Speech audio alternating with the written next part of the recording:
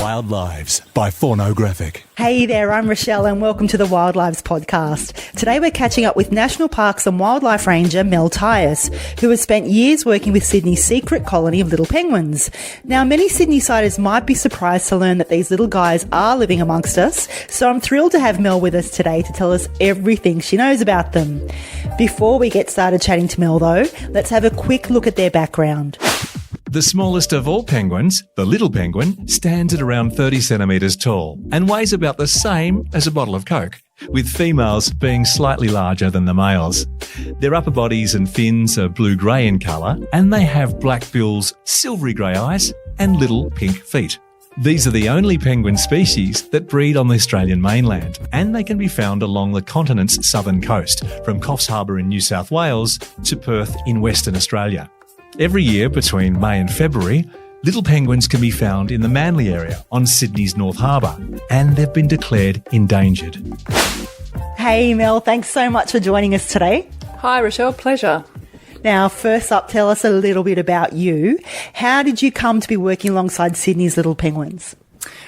Well, it's quite a long story, but We like that. But we like that, good. But I actually grew up in Normanhurst, and we were one of the first houses in the street.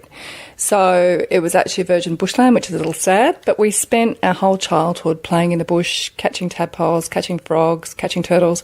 And my parents are actually founding members of Sydney Metropolitan Wildlife Service. So I think it's in the blood.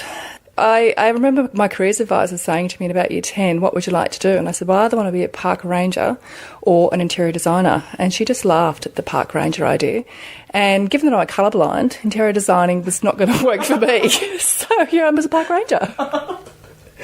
How about the penguins themselves? So did you immediately start working with the penguins when you joined the ranger service, or is that something that came a bit later? It came a bit later. Julie was the ranger working on penguins when I first became a ranger at Sydney Harbour National Park. And she had a tree change up to Bellingen, and when she left, I took over running the program. So it's about 15, it's actually longer than that now, it's about 17 years since I've been looking after the penguins. That's amazing. Well, you can definitely answer this question. What's the difference between fairy and little penguins? Nothing except the name. Actually, fairy penguin is... well, it's factually incorrect, but, obviously it suits them because they look like little fairies dancing in the moonlight. But they're actually called little penguins because the common name needs to reflect the Latin name as closely as possible. And the Latin name is Eudyptula minor, which means good little diver, hence little penguin. But we don't get too hung up about it. It probably comes as a surprise to people here in Sydney that these little penguins can be found amongst us right here in the heart of Australia's biggest city. How many are there in the colony? Last count, which was last week, so these figures are very new, was 27 breeding pairs. So last year we got to 28 breeding pairs, and we haven't finished this season, so we're hoping that we'll get more pairs this year. We don't actually monitor the whole colony though, so we think we roughly monitor about 75%. So there could be quite a few more, we just don't know. And we actually have a mortality register, so every dead penguin that is found goes to Taronga Zoo, and all our penguins are microchipped, and we find that only roughly 30% of the penguins that present for autopsy are microchipped. So there's either a lot more penguins or there's a lot more interaction between the other colonies than we know. The first sightings were recorded here in Sydney in the 1940s. Have the numbers always been this strong? The numbers are actually a lot stronger. In the 1960s, there was a report of someone shooting 300 in one night at Collins Flat. Shooting them, yeah. It's totally devastating. So it was the 1990s when there were only roughly 30 birds left in the whole colony, and they were in the urban areas of Manly. And at that time, there was a big push from Judy Risers at the Manly Environment Centre, and it was the World Wildlife Fund and Erin Walraven, who worked at Taronga Zoo for many years, to have them listed as an endangered population. And they were actually the first common species to be listed in the world. So they've got a remarkable history, and everybody loves penguins, and we've got to do everything we can to bolster those numbers. And we're working really closely with a whole lot of agencies such as Roads and Maritime, Water Police, Northern Beaches Council. We basically work with everybody to try and protect these penguins. The penguins can actually be found in the Manly area between May and February. Why are they here at this time? They're breeding. So it's their breeding season. So from the end of May, it's technically, we call it the end of June, but they can come back anytime. And actually some of them don't even leave. But they're here from May to February, as you said. February is when or January, going into molt. So once the breeding season is over, they actually lose all their feathers. And they hang about. They're not waterproof. They can't eat, so they're land-bound for 2 or 3 weeks. So you can imagine they're really cranky and really hungry. And that's when some of them get picked up. And we tell people to leave them alone, or we ask them to leave them alone, unless, of course, there's imminent danger, such as dogs or people disturbing them. So they've just got to be left to their own devices so they can get that shiny new coat of feathers, or, during the breeding season to mate. And we actually captured a pair mating on our wildlife cam the other day. Oh, bit of penguin porn. What does that even look like, though? Like, what's their... No, not, not in a dodgy way. But, like, what's their courtship behaviour and stuff like? I think there's a lot of singing and dancing. It's not pretty. And then he just jumps on her back. It's quite simple. Okay, well, that definitely leads to chicks, which, Yes. we know. I mean, I've done science. I know that does lead to some kind of baby. But how does the first couple of days, weeks and months of a chick's life look like in terms of, like, how long is the egg incubated and that sort of thing? So the incubation period is about 5 weeks, and the parents take turns sitting on the egg. So one will go out. They're very... progressive. They take turns, so one day the female will go out and the next day the male will go out. And that's obviously so they can feed and don't starve. And same thing happens when the chicks are born. So after that, and it's about 7 or 9 weeks when the parents actually turn off the fridge, shut their cupboards, sing to them, and they're out the door. So they do seem to disappear for 2 months of the year. Do you know where the penguins go? We don't actually, but we do know that some stick around. So we have back-to-base wildlife monitoring cameras, so they're motion cameras, and that's actually shown us that some of them don't go anywhere. But for the first 3 years of the chick's life, they do disappear, and we don't know where they go to at that stage. But we do know that we only get roughly 5% that make it through to adulthood. So every chick is really important, and our breeding birds are even more important because they're the strongest, they know how to survive, they know how to breed. So last year we had a pair under the wharf and they had 2 chicks. One of them, the female of that pair, was killed. So the father had to be a single parent and raise those chicks by himself. So he looked just absolutely had it by the end of the breeding season. So we actually made a decision to take those chicks. They went to Taronga Zoo to be fattened up, and then they were released because it was him that we were most concerned about, because he'd been coming back for years and was a successful breeder. Was that Bella and Lucky? Yes, that was Lucky and Bella. There's been a few couples under the wharf, but Lucky and Bella, and we think it was Bella who was hit by a boat. But having said that, she wasn't microchipped and Bella was, so maybe there was a bit of hanky-panky going on. We don't really know. I've heard, though, that they are monogamous, but then the lady penguin might stray. Have you heard anything about that? I think they can both stray. You're right, they're technically monogamous, but I guess they're like people. It's exactly the same kind of behaviour. And we've got one male who always gets a nest going but just seems to desert it, so he's pretty useless. So maybe, Deadbeat dad. Deadbeat dad, all right. Doesn't even get that far. His eggs never hatch. Oh. Dad.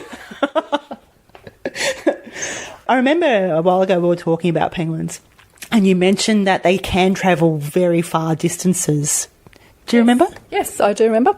One of ours turned up in Adelaide, and A Sydney one. a Sydney penguin swam to Adelaide. Now, that's a long way, seriously. And we know that because the birds used to get flipper bands. And so this bird turned up in Adelaide, and it's part of the bird and bat banning scheme. They've got numbers on it, and we were advised that this penguin was in Adelaide.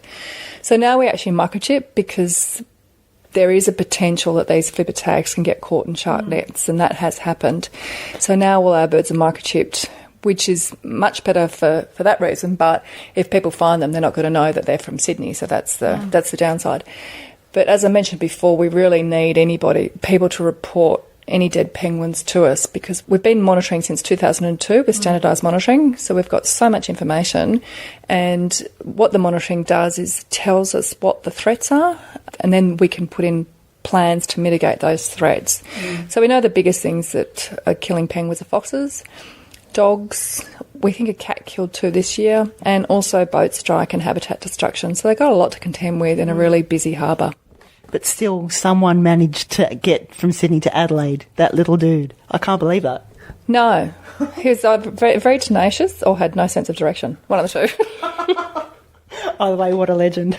So how do they actually live? Like, they live in Manly near the wharf and in other little areas, right? How do they live? Do they have burrows? Is it like one big colony like you see down south, or how does it work? No, it's quite a dispersed little colony. They're colonial nesters, so they feel safe in a little group, but they're not in one big group. So they're dispersed across beaches in North Head and also around the urban areas. But what happens at night when they come in, they form what's called a raft. So they all swim in together, and then they sort of take off and into their little discreet little villages, I guess you could call it. And we watched them during the fox attack in 2015. We sat there and watched them, and one would come up and look around and think, is it safe? And then kind of call in the others, and they'd all waddle up the beach. I know. They're much nicer than people, really, aren't they?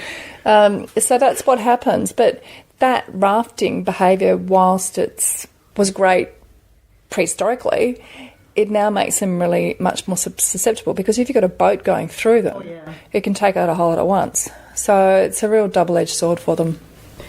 So what other penguin behaviours do you find interesting?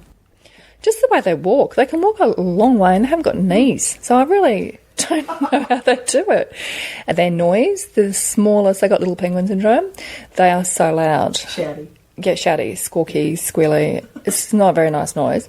And the other bit is they actually really stink, as you can imagine, because they live in their poo. So it's quite revolting. So I don't find that a particularly appealing. That's not cute. That's not cute, no. But just their behaviours when you watch them waddling around, and it's kind of like sometimes they look like they're holding flippers. I'm sure they're not, but, you know, we like to anthropomorphise them and give them human qualities. But they're just, everybody loves penguins. There's just something about them. What's not to love? What about, though, we touched on Bella and Lucky before. Are there any other individuals that you have come to know or have heard stories about? A few years ago, there were 10 at Federation Point, and the wardens, they all gave them names. So there was Romeo and Juliet, because they had a little balcony there up the top, and there was the clochards. I can't remember the rest of them, but they were all killed by a dog. So there's a real harm in getting too close to them, because it can be absolutely devastating for people. And when I went up there after these penguins had been killed, the silence was deafening. It was really quite eerie and really quite sad. So the ones in the urban areas have been given names, and they're the ones that the wardens look after, and I'm sure the ones that they're looking after in other places will have names in the not-too-distant future, if not already. You did mention the wardens. Tell us about them. What do they do? Where do they come from? And how do they get involved with the penguins? So we have 85 wardens. They do a training course each year, and they have a range of duties.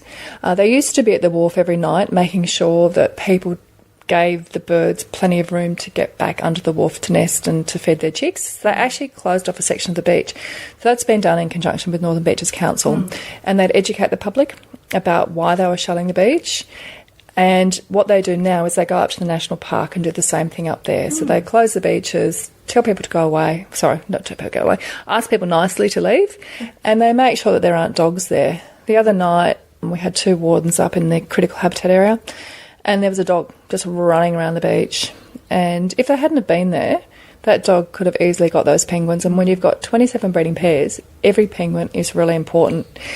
So they actually managed to enlist the service of 5 young boys who helped them grab this dog, and then they found out where it lived. So the jobs they perform are really important. Actually, today they're at Mossman High doing an expo. So they've got volunteers? Oh, yeah. The amount of time they give up is phenomenal. And during the fox attack of 2017, they spent all night on those beaches protecting those penguins from that fox. And I tell you, it wasn't like this winter. It was absolutely freezing. And they were there from dusk till dawn. And when we have a fox or a predation event on the headland, they're there straight away, again at dusk and dawn, because that's when the penguins are most susceptible to being taken out by a fox. Going out to the water. Going out and coming in. And what happened 2015 is we knew that the fox was operating in the morning because the autopsies were showing us that the penguins' stomachs were empty. So it gets really scientific, and we even knew that we were looking for a fox with a distance between its two front teeth of 21 mils. So, I mean, you've got to eliminate every fox, obviously, but that was the one we were after. So you mentioned that they go out in the mornings to eat. Where are they going and what are they eating? They can forage quite a long distance, and they eat squid and other little bait fish, and it's actually illegal to fish for squid in the harbour, not in the harbour, but in the aquatic reserve, which is the penguin's habitat. But unfortunately people continue to do it, and last year we had a number of pairs that abandoned nesting attempts. We had abandoned eggs and abandoned chicks, and we think that was due to a lack of food resources. So fishing is a real issue for their food resources. And the seagrass is also really important. So when people anchor, that's why we've got, anchoring in defined areas only so that the seagrass isn't disturbed. But they can head right out to sea too. So they're utilising a really large area. We want to do some GPS tracking on them to see where they're actually going each day and where they're foraging, and we're currently seeking funding to do that. I've been way out to sea. Well, way out, I mean like a couple of k's off the coast, and we've heard them like near us when we've been out on a whale watch and stuff. It's pretty amazing to think, they can swim all the way to Adelaide apparently anyway, so, maybe it's not that amazing. Maybe that guy's just lazy. That's right. But they are swimming in the harbour to eat, which, Sydney Harbour, if you haven't been to Sydney, it's chockers, like it is full on in terms of traffic. They're pretty much in danger all the time of boat strikes, aren't they? Absolutely. They're in danger from so many different things. You've got boat strike, you've got the land-based issues that they face. So it's amazing that they're still there. We've been working really closely with NRMA, Fast Ferries, and doing some citizen science programs. So we actually sit up in the wheelhouse and watch the penguins raft, and the wardens are going to be given the opportunity to actually do commentary on whale watching boats, particularly when there aren't many whales about, so we'll talk about the penguins. We've been able to get some really great partnerships going around this program, and we're working with, I mentioned before, Roads and Maritime Services, and putting up big signs. I went out on a joint patrol on the weekend, and what was patently obvious is a lot of people didn't realise why these regulations were in place, and they were really responsive when we mentioned that it was about penguins. So I think education is really vital. Because we're so fixated with penguins and we're also penguin aware, we don't realise that not everybody is as penguin obsessed as we are. So it's really important that we do educate. So we'll be working really closely with Maritime this summer to make sure that the boaties do the right thing.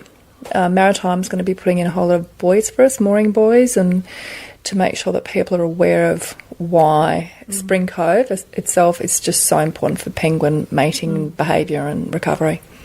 I think for a lot of Sydney-siders, we don't even really know that they're here, especially if you're on the other side of the harbour, because, Manly being on the North Bank. But so now that we do know about it, how can we all get involved to help them out? Basically by, if you're boating, be penguin aware.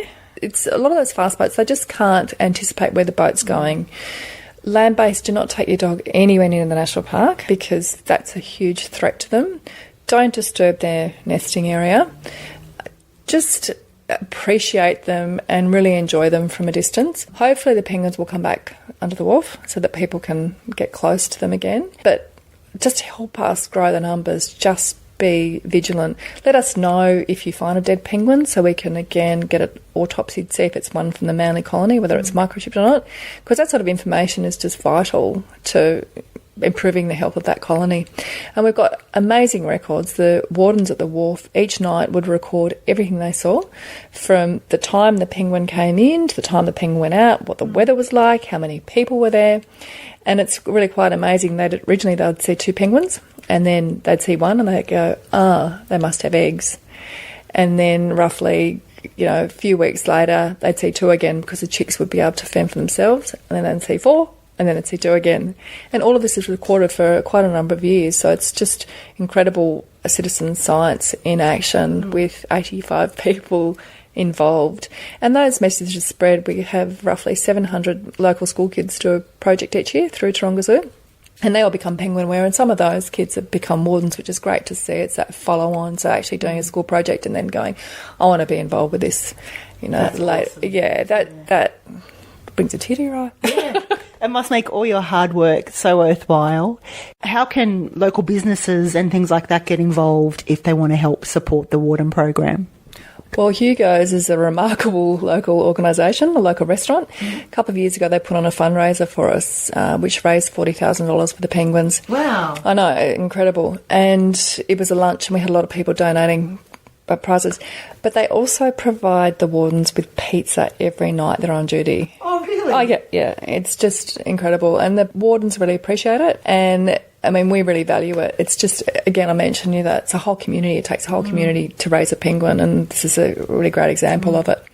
So local businesses such as Hugo's, and we also work with the Federal Police School up at North Head. They're fantastic. They often put on Christmas do's for us, and the wardens can go in there for tea and coffee before they're on duty in the shift. So we've got a great community supporting us. Thank you for taking the time to chat to me about it today, Mel. It's been awesome to catch up again. Thanks, Rochelle. Great to see you. And thank you for listening. Now, if you'd like to get involved or find out more about Sydney's penguins, head to environment.nsw.gov.au. And for more wildlife news, views and podcasts, jump onto faunographic.com. Catch you next time. Wildlives by Faunographic. Check out our wildlife photo gallery at faunographic.com and on Instagram at Faunographic.